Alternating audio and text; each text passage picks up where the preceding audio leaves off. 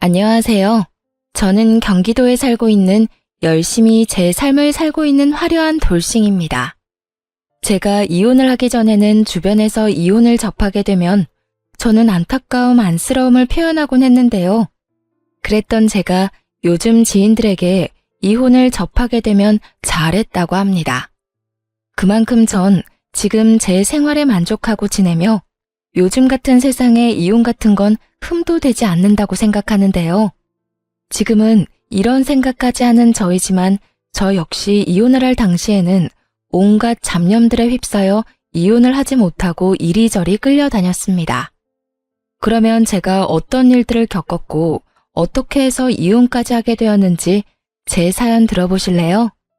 저와 남편은 연애를 길게 하고 결혼까지 하게 된 부부였습니다. 연애를 하기 전에는 친구로 지냈기에 가끔 남편의 집으로 가곤 했고 연인이 되면서도 시댁에 자주 왕래하면서 지냈던 것 같아요.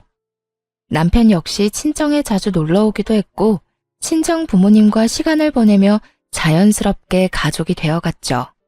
시댁에서는 저를 특히나 예뻐해 주셨는데 남편이 외동이었던 터라 딸이 생긴 것 같다며 저를 많이 예뻐해 주셨었죠. 아름아, 넌 좋아하는 음식이 뭐니? 다음에 올 때 그걸로 해주마. 저 다 잘 먹어요. 어머님은 뭐 좋아하세요?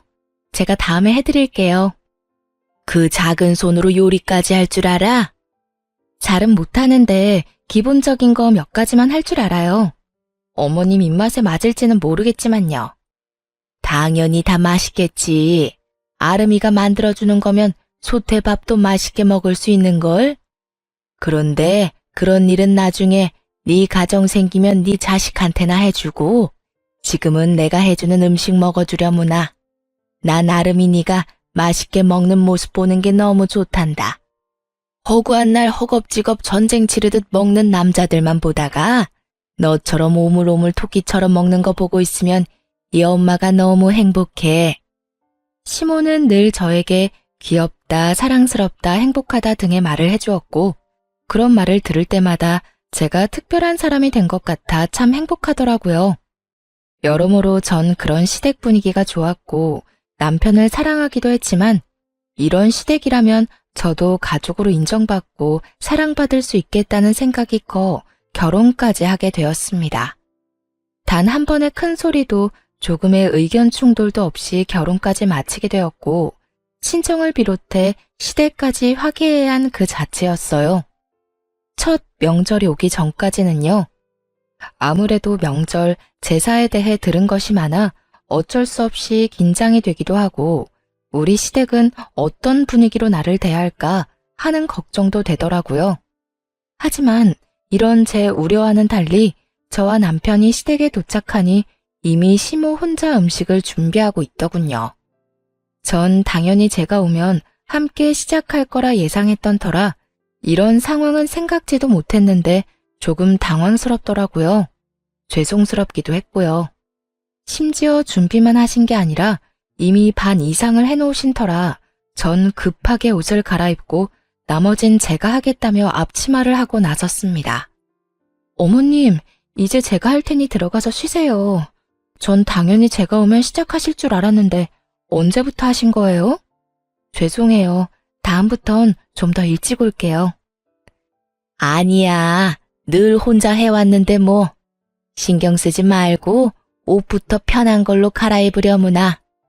이미 갈아입었어요, 어머님. 그러니까 이제부터 좀 쉬세요. 저 생각보다 잘해요. 그럼 우리 며느리 잘하는 거 다 알지. 다 아는데. 정말 거의 다 해서 네가 할 게 없어서 그래. 괜히 너까지 힘 빼지 말고 일단 조금 쉬어. 곧 있으면 끝이니까 뒷정리나 좀 도와다오. 그러면 제가 옆에서 전이라도 뒤집을게요. 그 정도는 하게 해주세요. 이때까진 분위기 좋았습니다. 누가 먼저라고 할 것도 없이 서로 나서 일을 하려고 했고 서로의 등을 떠밀며 조금이라도 더 쉬게 해주려고 했죠. 음식을 다 마련하고 나선 시모가 쉬는 동안 혼자 뒷정리를 빨리 끝내버리곤 빨래부터 시작해서 대청소도 다 해버렸습니다. 시모가 일을 워낙 못하게 하니 빨래 대청소를 하는데 기분이 나쁘기는커녕 뿌듯한 마음마저 들더라고요. 혼자 아침부터 고생했을 시모에게 조금이라도 도움이 되었다는 생각에서 말이죠. 이런 제 마음을 알았는지 시모는 이런 말까지 해주더군요. 어쩜 그렇게도 손이 야무질 수가 있는지. 덕분에 이번 명절엔 몸살 걸릴 일 없이 잘 지나가겠구나.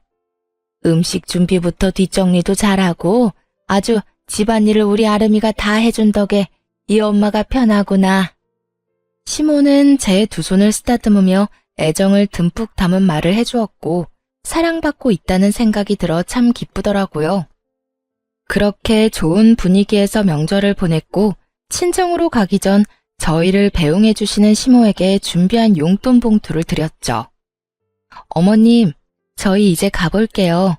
덕분에 많이 배우고 맛있게 먹고 잘 쉬다가 가요. 아, 그리고 어머님, 여기 용돈이요. 첫 명절이고 해서 준비했어요. 시모는 정말 생각도 못했다는 듯 놀란 눈을 하고 봉투를 보더라고요. 이걸 받아도 되나 하는 고민을 하는 시모의 손에 저는 봉투를 쥐어드렸고 시모는 감동한 듯 저를 보며 이렇게 말하더군요. 어머나, 이런 거 필요 없는데. 이래서 다들 딸 타령을 하는가 보구나. 우리 아들은 생전 이런 봉투 내미는 법이 없었는데. 에이, 엄마, 생신 때 용돈 드렸잖아요. 생일마저 입 닦으면 네가 아들이야? 그건 당연한 거야. 어찌되었든 아가, 고맙다. 내가 잘 쓰마. 여기까지도 좋았습니다. 그런데 봉투를 확인한 시모가 불현듯 이런 말을 하더라고요. 미세하게 굳은 표정을 지어 보이면서요. 그런데 혹시 너희 친정에도 명절이라고 봉투 준비했니? 전쟁의 시작과도 같은 질문이었습니다. 시모는 살짝 굳은 표정으로 저에게 물어왔고 시모의 의중을 알 수 없었던 저는 있는 사실 그대로 대답했어요. 굳이 숨길 필요도 없었고 차별을 두어 준비를 했던 것도 아니었으니까요. 네, 친정도 봉투로 준비했어요. 저는 매년 친정에 용돈 드렸었거든요. 그래서 올해도 마찬가지로 준비했어요. 그 순간 시모의 표정이 걷잡을 수 없이 굳어지며 완전히 다른 사람처럼 저에게 따지듯 닥달을 하더라고요. 그런 법이 어디 있니? 이제 시집 왔으면 친정을 챙길 필요 없지 않니? 넌 이제 우리 집 사람인데 왜 친정까지 챙기는지 모르겠구나. 애 없을 때 한 푼이라도 더 모을 생각을 해야지. 이제 보니 우리 아름이가 다 좋은데 돈 쓰는 씀씀이가 좀 해픈 것 같네. 너희 돈 관리는 누가 하니? 네가 하고 있으면 우리 아들한테 맡겨. 알겠지? 그리고 용돈 같은 건 앞으로 친정에 주지 말고 다 너희 생각해서 하는 말이야. 과연 내가 알던 시모가 맞는지 의문이 다 들더군요. 어떻게 돈 앞에서 사람이 이렇게까지 이중적인 면모를 드러내다니요? 얼마나 충격적이었으면 말문이 막히는 것은 물론이고 기분이 나쁘다는 생각조차 들지 않았어요. 제가 아무 말도 하지 않고 있자 제 눈치를 살피던 남편이 입을 떼더라고요. 에이, 엄마, 그런 건 우리가 알아서 할게. 자자, 우리도 이만 가봐야겠다. 우리는 갈 테니 푹 쉬어요. 그렇게 남편의 손에 이끌려 친정에 가게 되었고 저는 친정에서 어떻게 지냈는지도 모를 만큼 넋이 나가 있는 상태였죠. 모든 일정을 끝내고 집으로 돌아오자 그제야 제가 무슨 말을 듣고도 말 한마디 하지 못한 건지 자각이 되더라고요. 그와 동시에 화가 올라왔고요. 여보, 혹시 나 당신이랑 사는 동안엔 우리 집에 용돈도 주면 안 되는 거야? 갑자기 그게 무슨 말이야? 아, 엄마가 한 말 때문에 그래? 그 말을 뭘 신경 쓰고 그래. 그냥 그런가 보다 하고 신경 쓰지 마. 엄마한텐 알겠다 하고 우린 우리가 하고 싶은 대로 하면 돼. 아무리 그렇게 하면 된다고 해도 나 어머님 말씀 기분이 너무 나빠. 어떻게 그렇게 말씀하실 수가 있어? 시집 온 딸은 자식도 아니야? 뭘 그런 말을 곱씹고 있어. 괜히 당신 기분만 나쁘게. 워낙 옛날 분이라 그래. 그런 부분에선 아무리 설득하고 타협하려고 해도 도무지 안 되더라고. 그러니까 당신도 그냥 들어도 못 들었다고 생각하고 지내줘. 응? 그거 말고는 다 당신 편하게 맞춰주시잖아. 아무리 그래도 기분이 상하는 걸 어떻게 해. 내가 앞으로 그런 말 나올 것 같으면 한 발 앞서 막아주도록 노력할 테니까 기분 풀고 좀 쉬자. 당신도 지금 피곤해서 예민해져 있어. 응? 남편은 제 기분을 풀어주려 노력했고 저는 기분은 상했지만 그냥 넘어가기로 했습니다. 남편의 말대로 딱 그 부분만 아니면 시모는 꽤 괜찮은 시모라 생각했으니까요. 그 딱 한 가지가 결국 저를 이혼까지 몰고 가게 될 줄은 그땐 몰랐습니다. 몇 번의 명절이 지나고 도무지 적응되지 않을 것만 같던 시모의 고지식한 면모도 적응이 되더라고요. 남편이 당부한 대로 앞에선 그저 네라고 답하고 뒤로는 친정을 챙기면 그만이었으니까요. 처음엔 그렇게 행동하는 저 자신이 싫었는데 어떤 면에선 그렇게 행동하는 것이 괜한 불화를 일으키지도 않고 얼굴을 붉힐 일도 없으니 현명한 며느리로서의 태도란 생각이 들기도 했습니다. 그러던 와중 친정아빠의 생신이 되었고 전 매번 시댁 어른들의 생신상만 차려들었던 것이 마음에 걸리더라고요. 그동안 부모님 생신상 한번 제대로 챙겨드리지 못한 것이 죄송한 마음이 들어 이번 생신은 집에서 대접해 드리기로 했죠. 엄마, 이번 아빠 생신상 내가 차려드릴 테니 시간 맞춰서 우리 집으로 와. 내가 입이 떡 벌어지게 한 상 차려드릴 테니까. 어머, 웬일이라니? 웬일은 무슨? 딸이 시집 가더니 철든 거지 뭐. 매번 시부모님들 생신상 차리면서 아빠 엄마 생각 많이 했었어. 딸이 돼서 제대로 된 생신상 한번 안 차려주고 시집 온 게 내심 죄송스럽기도 했고. 그러니까 이번엔 내가 처음부터 끝까지 다 준비할 테니까 시간 맞춰서 와서 식사만 하셔요. 그래, 알겠어. 네 아빠 또 울겠구먼. 그렇지 않아도 딸이라면 넘어가는 양반인데 그런 딸이 차린 생신상이라고 하면 눈물이 앞을 가려 밥이나 제대로 드실 수 있으려나 모르겠다. 어찌되었든 신경 써줘서 고마워, 딸. 덕분에 아빠 행복하겠네. 엄마와의 통화를 마치고 나니 더욱 죄송한 마음이 들더라고요. 이렇게 기뻐해 주실 줄 알았다면 진작 모셨을 텐데 하는 마음에서요. 전 더욱 생신 준비에 박차를 가했고 전날 장보기를 마치고 당일 아침부터 일어나 생신상을 준비했어요. 아침 일찍 일어나 남편 출근시키고 생신상 준비를 하는데 시모에게 전화가 오더라고요. 평소에도 통화는 자주 하던 터라 전 아무 생각도 의심도 없이 그 전화를 받게 되었습니다. 아름아, 우리 아들이 그러는데 오늘 사돈어른 생신 너희 집에서 한다며? 그 순간 정말 할 수만 있다면 남편 입을 찢어버리고 싶은 심정이었어요. 평소 시모가 어떤 사상을 가지고 있는 줄 알면서 그런 말을 전하는 것이 제정신 박힌 사람이 할 수 있는 일인가 싶더군요. 네, 밖에서 외식하는 것도 부담스럽고 해서 집에서 모시려고요. 좋은 변명이었다고 생각한 저와는 달리 시모는 제 생각보다 더 대단한 사람이더군요. 제 말에 이런 말을 했으니까요. 외식을 할 필요가 뭐가 있어. 그냥 친정에 가서 있는 반찬에 밥이나 한 끼 먹으면 되는 거지. 다른 것도 아니고 생신이니까 내가 이때껏 네 친정 생신은 챙기게 뒀는데 아무래도 안 되겠구나. 앞으로 생신도 챙기지 말거라. 어떻게 된 사람이 이런 말을 할 수가 있는 걸까요? 같은 여자, 같은 며느리의 경험이 있는 사람으로서 다른 것도 아닌 부모님의 생신을 챙기지 말라고 명령할 수가 있는지 이해가 되지 않았어요. 부탁, 권유도 아닌 명령조 시모의 말투에 저 역시 화가 났어요. 네? 아무리 그래도 생신은 챙겨야죠. 생신 챙긴다면서 괜한 낭비하니까 그렇지. 오늘도 봐라. 내가 너희 집 잠시 들린다고 우리 아들한테 연락 안 했으면 이딴 짓이나 하고 있다는 것도 몰랐을 거 아니니? 요즘 물가가 얼마나 올랐는데 생신상을 그것도 집에서 차려준단 말이니?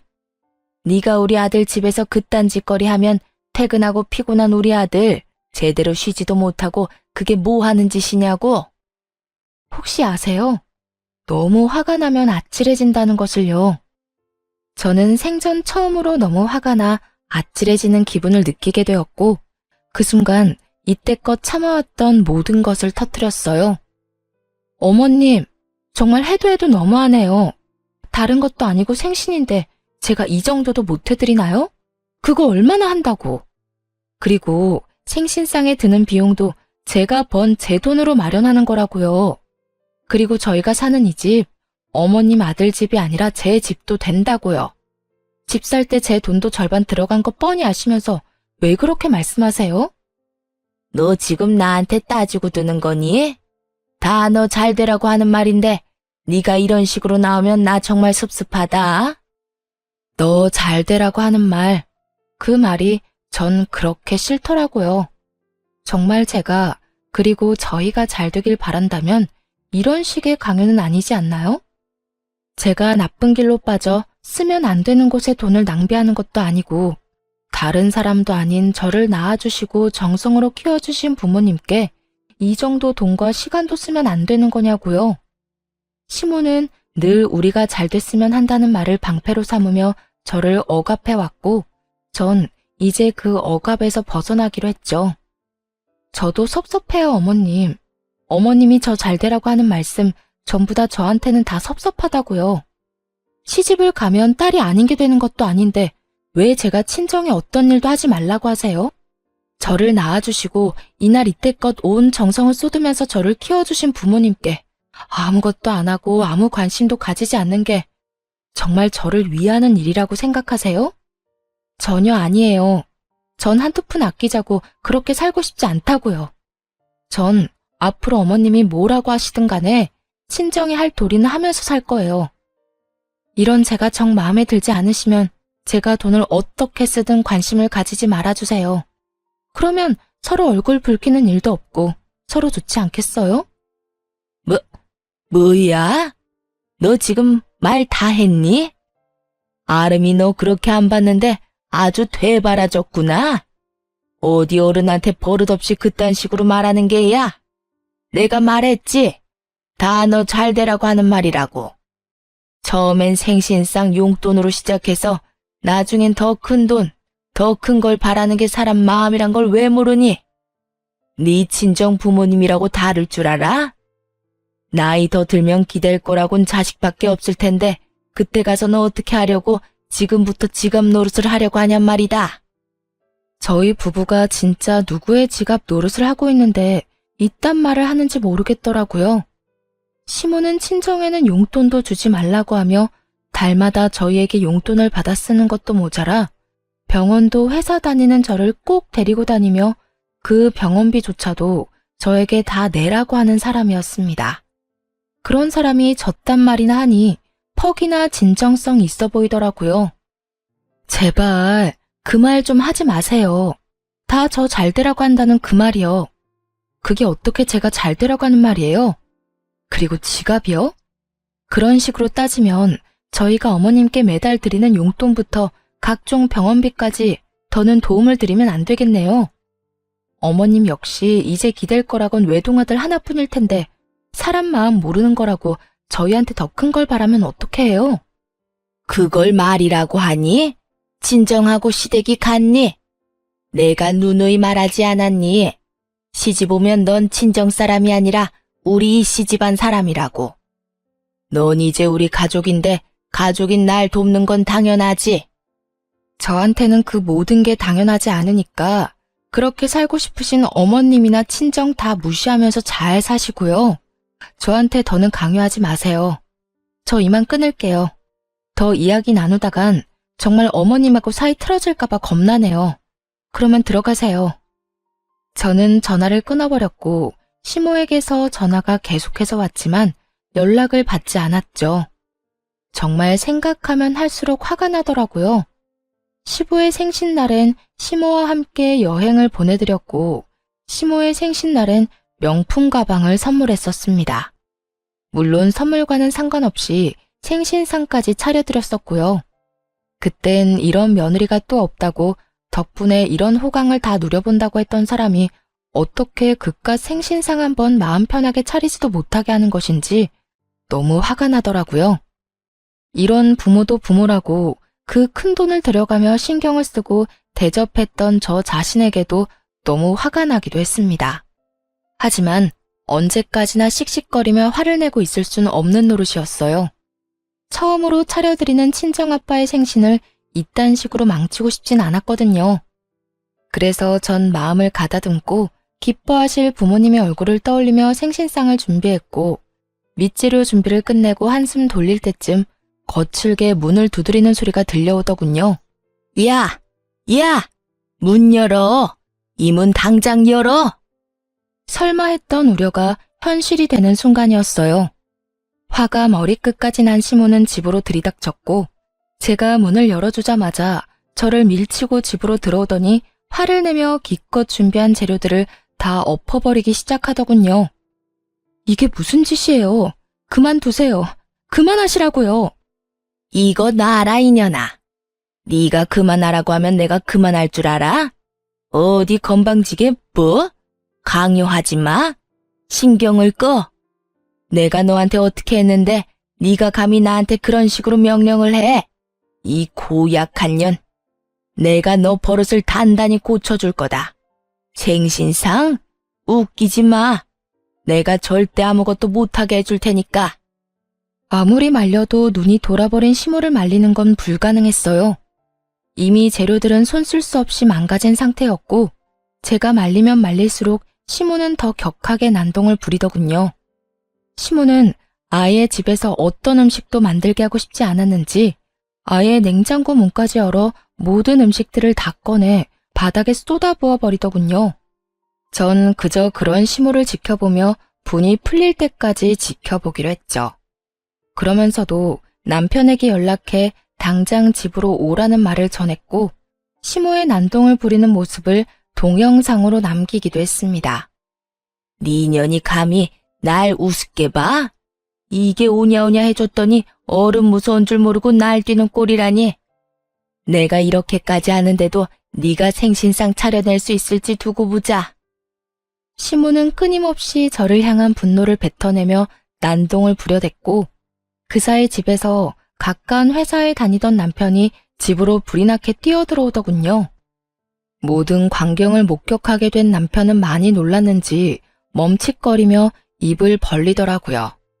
그것도 잠시 반찬통을 들고 바닥으로 집어던지려는 시모를 가까스로 저지한 남편은 시모에게 소리를 지르며 화를 냈어요. 엄마, 이게 다 뭐야? 도대체 이게 무슨 짓이야? 이 사람이 무슨 잘못을 얼마나 했다고 이딴 짓까지 하냐고. 이거 놔라. 저 물건이 나한테 한 말 들으면 너도 내가 왜 이렇게까지 했는지 다 이해할 것이다.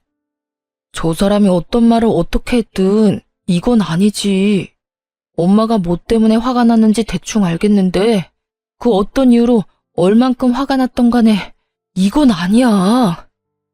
자신을 이해하기는커녕 저를 두둔하고 나서는 남편을 보며 시모는 더 큰 분노를 느끼는 듯했고, 그 분노의 화살은 다시 저에게로 향하더군요. 너 도대체 내 아들한테 뭐라고 했길래 내 아들이 나한테 이렇게 화를 내? 그리고 이를 데가 없어서 회사에서 열심히 일하는 사람한테 전화질을 한 게야? 너 이렇게까지 생각 없는 물건이었어? 그 순간 어떤 생각이 들었는지 아세요? 다 포기하고 싶다, 다 버리고 싶다였어요. 난장판이 되어버린 집만큼 제 마음 역시 난장판이 되어버린 상태였고, 무엇보다 이 모든 광경을 부모님께 보이면 절대로 안 된다는 생각도 들었습니다. 다른 날도 아닌 생신날 이런 광경을 보게 된다면 그런 불효도 또 없을 테니까요. 화를 낼 가치도 없는 사람에게 화를 내고 싶지도 않았어요. 우선 전 봉지를 찾아들고 시모가 다 엎어버린 재료들을 챙겨놓고 시모의 손에 꽉 쥐어주며 이렇게 말했어요. 이거 덕분에 저는 못 쓰게 됐으니까 가져가서 저녁해 드세요. 어머니 말대로 요즘 물가가 장난이 아닌데 그냥 버릴 순 없으니까요. 어머님이 다 망쳤으니 어머님이 책임지시고 해결하시라고요. 그리고 뒷정리도 다 하고 가세요. 어머님 말대로 힘들게 일하고 온 어머님 귀한 아들이 이걸 다 치울 순 없는 노릇 아니겠어요?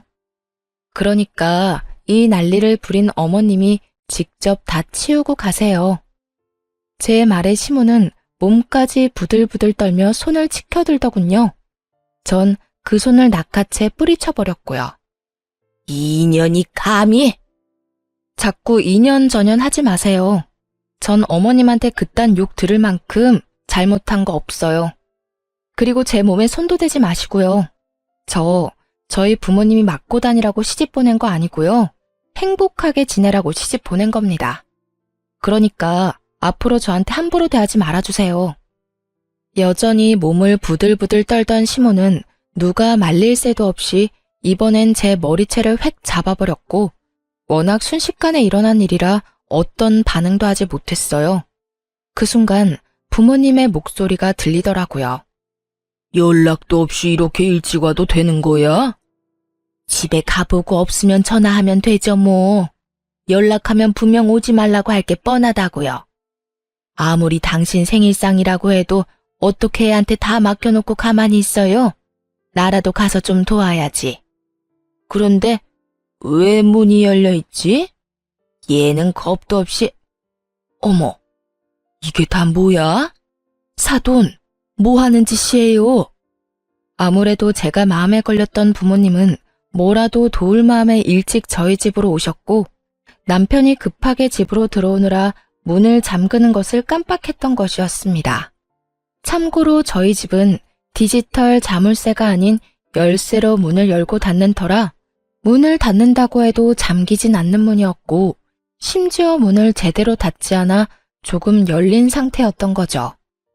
아무것도 알 리 없었던 부모님은 문을 열고 집으로 들어왔고 그곳에서 처음 본 것이 제가 시모에게 머리채를 잡혀 이리저리 휘둘리고 있는 상황이었던 것이었어요.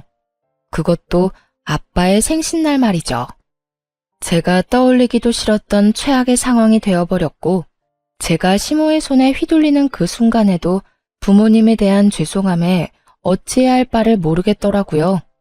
하지만 시모는 머리끝까지 화가 난 엄마의 고함을 듣지 못할 만큼 흥분한 상태였고 여전히 저를 놓을 기미가 보이지 않는 상태였습니다. 그 순간 엄마보다 더 화가 난 아빠가 다가와 시모의 손을 낚아채 멀뚱히 서 있는 남편의 쪽으로 시모를 던지듯 밀어버렸습니다. 시모는 남편의 품에 고꾸라졌고 그런 시모를 아빠는 무서운 표정으로 아무 말도 하지 않고 그저 노려보시더군요. 그런 아빠를 대신해 엄마가 시모에게 화를 내기 시작했습니다. 이보세요. 지금 도대체 이게 다 무슨 짓이에요? 우리 딸이 뭘 그렇게 잘못했다고 애를 이렇게까지 잡는 거냐고요? 아니, 잘못을 했더라도 말로 타이르면 되는 일이지 우리 애가 짐승도 아니고 어떻게 이런 짓을 할 수가 있어요? 입 없어요? 말할 줄 몰라요? 그 뚫린 입으로 말 좀 해보라고. 격한 감정을 드러내며 시모에게 따져묻는 엄마와 아무 대답도 하지 않는 시모. 그야말로 그런 난리가 또 없는 상황이었어요. 그 상황에서도 화가 나는 것은 시모의 침묵이었어요. 엄마의 그 어떤 물음에도 시모는 그저 침묵을 지키고 있었는데 그 침묵의 의미는 미안함이 아닌 그저 말도 섞고 싶지 않다는 느낌이 강하게 들었기 때문입니다. 엄마가 시모를 몰아붙이는 내내 시모는 빈정거리는 표정을 지어 보이며 입을 삐죽거리는 듯 엄마를 농락하는 모습을 보이더군요. 그 모습은 너는 짓거려라, 난 안 듣는다는 식의 무시와 다름이 없었고 엄마도 저와 똑같이 느꼈는지 말할 가치도 없다시며 저를 데리고 나와 친정으로 와버렸습니다. 그리고 그날 저는 몰랐던 사실을 알게 되었습니다. 그 여편네 진짜 미친 거 아니야? 어떻게 감히 너한테 이딴 짓을 할 수가 있어? 네 남편은 도대체 뭐 하고 있었니? 네가 그런 일을 당하는데 멀뚱히 서서 구경만 하고 있다는 게 말이나 돼? 엄마가 일찍 서두르지 않았으면 어떻게 됐을 거야? 여보, 그만해. 아름이 놀란 거 안 보여? 그러니까 애한테 그러지 말고 흥분 좀 가라앉혀. 네가 뭘 잘못했다고 고개 숙이고 있어. 딸, 고개 들어. 너 잘못한 거 하나도 없어. 엄마, 아빠, 죄송해요. 하필 생신날 이런 꼴 보여서. 네 잘못 아니라니까. 어떻게 인간의 탈을 쓰고 남의 집 자식한테 그딴 짓을 할 수가 있어? 인간이라면 그러면 안 되지. 돈 받아갈 땐 그렇게 고맙다고 바닥 갈라지게 고개 숙이고 잘하겠다고 하더니 이게 잘하는 거야? 머리채나 잡아뜯는 게 잘하는 거냐고. 돈? 엄마, 그게 무슨 말이야? 그 뒤로 이어진 엄마의 말은 정말 어이가 없더라고요. 어느 날은 네 남편이 술 먹고 여기로 찾아왔더라. 그 옆편에 살던 집 주인이 당장 나가라고 했다던데. 돈이 없어서 마땅히 옮겨줄 집이 없다고 말이야. 생각 같아서 당장 집이라도 마련해주고 싶은데 대출 받는 것도 한계가 있고 큰 돈도 없어서 속상하다면서 울더라고. 얼마나 서럽게 울던지. 네 아빠랑 내가 신경 쓰여서 우리 노후 자금까지 내줬는데 어떻게 그런 우리한테 이딴 광경이나 보게 만들어? 그 옆편네도 그래. 우리한테 받은 돈으로 집까지 마련했으면서 어떻게 우리 딸인 너한테 그딴 짓을 해? 아니, 돈을 다 떠나서 자기 자식 귀하면 남의 자식 귀한 줄도 알아야지. 어떻게 남의 귀한 자식을 그런 식으로 대할 수가 있냐고. 내가 진짜 아까 그 장면이 머릿속에서 떠나지 않아. 속상해 미치겠어. 이렇게까지 감정 표현을 하는 분이 아닌데 많이 속상하시던 엄마는 제 앞에서 화를 내시며 우시더라고요. 평소라면 다 괜찮다고 그런 일도 있다며 제 등을 쓸어내려 주셨을 엄마가 우시는데 제 마음도 무너져 내리더군요. 그렇게 한참 울은 저는 겨우 마음을 진정시키고 생각을 정리했어요. 정리하면 할수록 이해가 되지 않더라고요. 저에게 말 한마디 하지 않고 친정에서 큰돈을 받아간 남편. 남편에게 그 큰돈을 받아 집을 마련한 시모. 친정에서 받은 돈으로 집까지 마련했으면서 친정엔 조금의 용돈도 용납하지 않았던 시모. 그 모든 게 이해가 되지 않았습니다. 더욱 괘씸한 건 남편이었어요. 시모의 집을 마련하던 시기에 제가 이것저것 물었던 적이 있는데 그때마다 남편은 저에게 거짓말을 해대며 어물쩍 그 상황을 넘어가곤 했으니까요. 그땐 친정에서 도움을 받았을 거란 생각도 못한 상황이라 속여봤자 대출금 정도라 생각했었어요. 그래서 효도하고 싶다는데 제가 뭐라고 나서나 하는 생각에 더는 아무 말도 하지 않았던 것이고요. 하지만 그 모든 행동이 저를 속이기 위한 행동이었다고 생각하니 너무나도 괘씸하더군요. 그렇게 남편에 대한 실망감과 시모에 대한 넘치는 분노 때문에 어찌해야 할 바를 모르고 있었어요. 그러는 와중에도 남편은 와서 빌기는커녕 연락 한 통이 없더라고요. 분노와 체념이 오가는 며칠이 흐른 후 남편에게 연락이 왔고 전 친정 근처 카페에서 남편을 만나게 되었습니다. 어쩌면 싹싹 빌며 사과를 해올 수도 있을 거라 생각했는데 남편은 다리를 꼬고 앉아 저에게 이혼을 통보하더라고요. 뭐 그 역시도 제 예상 안에 있기도 했지만요. 우리 이혼하자. 뭐? 이혼? 그래, 이혼.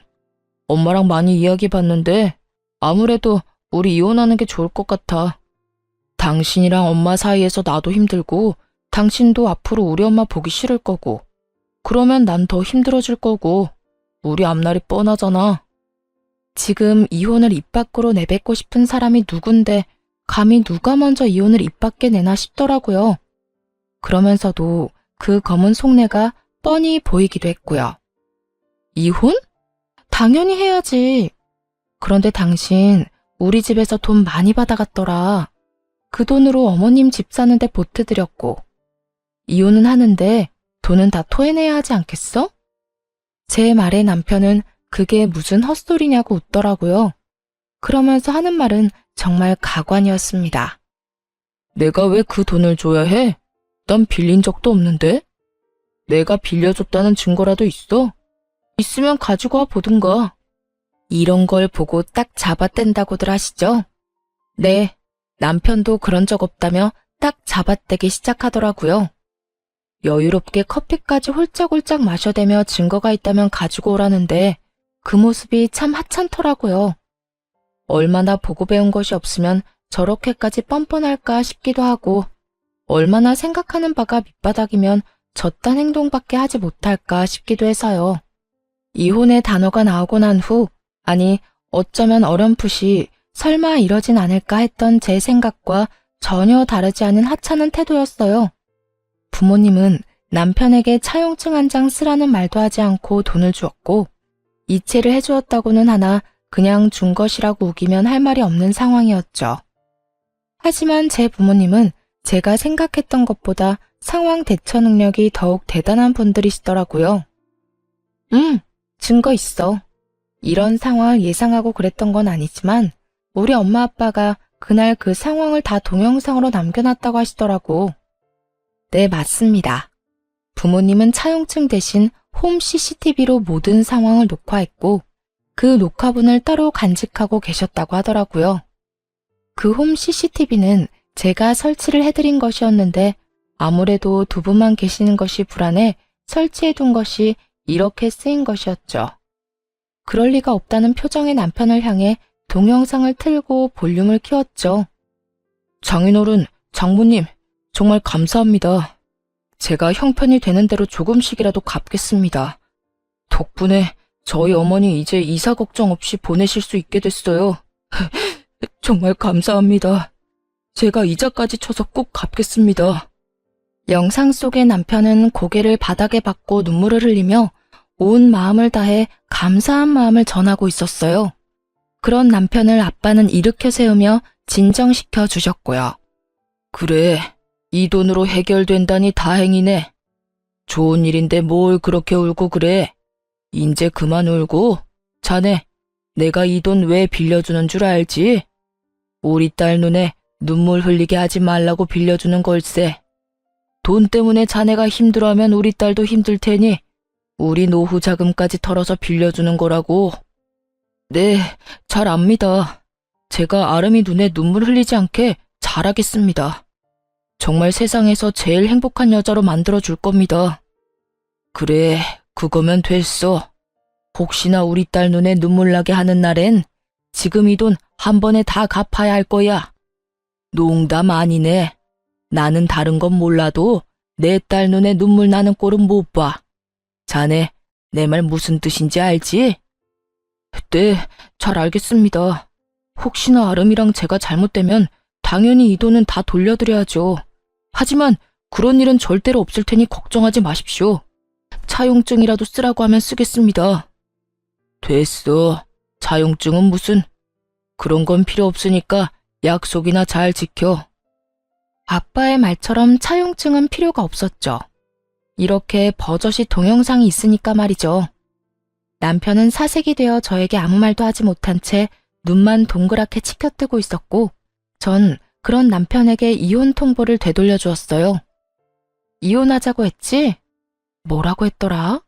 우리 앞날이 뻔하다고 했었나? 그렇긴 해. 우리 앞날이 너무 뻔하게 잘 보여서 나도 더는 당신이랑 못 살겠다.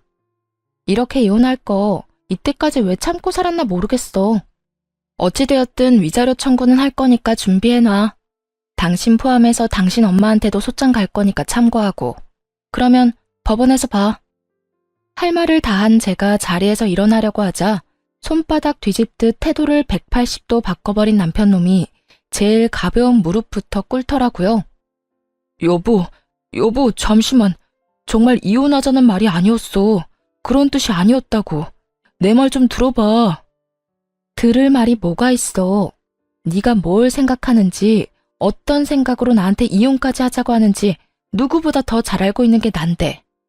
돈 빌려갈 때는 목이 부러지라 조아리면서 다 갚는다고 호언장담을 하더니 뭐? 빌린 적이 없어? 이 영상 없었으면 너 끝까지 그런 적 없다면서 이혼하자고 난리를 부렸겠지? 내 말이 틀려? 됐어. 너 같은 인간 쓰레기를 무슨 말을 더 하겠니? 난 이제 너한테 듣고 싶은 말도 전혀 없고 더는 너 같은 인간한테 하고 싶은 말도 없어. 아니야, 그런 게 아니라고. 난 그저 내가 이혼하자고 하면 당신이 숙이고 들어올 줄 알고 그런 거였어. 그리고 돈은 당신이 막 몰아붙이니까 나도 순간 짜증이 나서 아무 말이나 짓거린 거야. 아, 진짜 구질구질하다. 변명을 하려거든 제대로나 해. 되지도 않는 변명으로 그렇지 않아도 폭발 직전인 사람 더 열받게 하지 말고. 변명이 아니라 진심이야. 제발 내 말 좀 믿어주라. 나 당신 아직 많이 사랑해. 사랑 같은 소리 하네. 이거 나. 남편은 그제야 저를 붙잡고 늘어졌지만 전 그런 남편의 손을 뿌리치고 자리를 벗어났습니다. 그 후 예정대로 남편과 시모에게 소장을 날렸고 그 결과 위자료도 받고 이혼까지 마무리하게 되었습니다. 부모님 역시 전 남편에게 빌려주었던 돈을 다 돌려받게 되었고요. 친정 부모님께 줄 돈과 저에게 줄 위자료 때문에 전 시모는 집을 다시 팔고 작은 월세집으로 이사하게 되었고 전 남편 역시 저에게 최고액의 위자료를 주게 된 탓에 빚쟁이가 되어 전 시모의 집으로 들어가게 되었죠. 그렇게 모든 게 끝났다고 생각했는데 전 시모에게 전화가 오더라고요. 아름아, 잘 지냈니? 첫마디에서 온몸에 소름이 쫙 돋는 것이 귀신 목소리를 들은 것처럼 기분 나쁜 소름이 돋더군요. 전 아무 대답도 하지 않았고 그런 상황을 예상했다는 듯 시모는 아랑곳하지 않고 자기 말을 이어나가더군요. 잘 지내지? 잘 지내겠지. 우리 아름이는 야무지고 똑똑하니까. 다름이 아니라 내가 그동안 생각 많이 해봤는데 내가 여러모로 너한테 몹쓸 짓을 많이 했더구나. 너 같은 며느리가 또 어디 있다고 내가 너한테 그런 짓을 한 건지. 네 남편, 아니 우리 아들한테 혼 많이 났다. 나 때문에 너랑 이혼하게 됐다고 날 많이 원망하더구나. 틀린 말은 아니지. 내가 널 이혼시킨 거나 마찬가지지.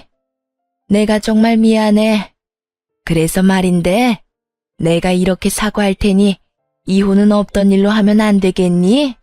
기가 막히더라고요. 이제 와서 속내가 뻔히 보이는 사과를 하는 것도 어이가 없었지만 전 남편 역시 어이없기는 매 한 가지였어요. 본인이 누굴 원망할 처지조차 되지 않으면서 감히 누굴 원망하는 것인지. 저요, 전 시모에게 그 모진 수모를 겪었을 때도 전 남편이 저도 모르게 큰 돈을 친정에서 받아갔을 때도 화가 나고 괘씸하긴 했지만 이혼하겠다고 확실하게 마음먹은 건 아니었어요. 시모야 연을 끊고 살면 되는 거고 다른 사치 부리는 데 쓴 돈도 아닌 부모 집 마련해준다고 빌려간 돈이야 갚으면 그만이라고 생각했으니까요. 하지만 전 남편은 제 이런 마음을 짓밟는 것도 모자라 부모님이 자신을 믿고 차용증을 쓰지 않았다는 것을 악용해 돈까지 꿀꺽 삼키려는 모습을 보며 비로소 이혼을 결심하게 되었던 것이었어요. 물론 불을 지핀 건 시모가 맞지만 그 작은 불씨를 큰 불로 만든 것이 본인이면서 시모를 앞세워 저를 설득하려는 그 속내가 참 어이없으면서도 화가 나더군요. 저는 그럴 생각 없어요. 전 그 인간한테도 오만정이 다 떨어졌다고요. 받을 도움은 다 받고 돈 안 갚아도 되겠다 싶으니까 저부터 버리는 남자. 당신 같으면 데리고 살고 싶겠어요? 거기에다 집도 절도 없는 빚쟁이인 남자를요? 저 그 정도로 바보는 아니에요. 아름아, 그러지 말고 다시 한 번만 생각해 주려무나. 우리 아들 금방 일어설 수 있어. 아직 나이가 젊잖니. 그러니까 그간의 정을 생각해서라도 다시 생각해 주려무나. 결국 전 시모는 악어의 눈물을 쏟아내며 매달리기 시작했고 전 그런 시모에게 이렇게 말했습니다. 그러니까요. 나이도 젊은데 제가 왜 그딴 인간이랑 살아야 하나요? 앞으로 살 날이 긴데 그딴 인간 뒷바라지만 하면서 살라고요? 밑 빠진 독에 물 부어가면서 고생할 마음 없으니까 다신 연락하지 마세요. 저는 전화를 끊어버린과 동시에 차단해버렸고 그 후론 연락이 닿는 일은 없었습니다. 참 한심하지 않나요?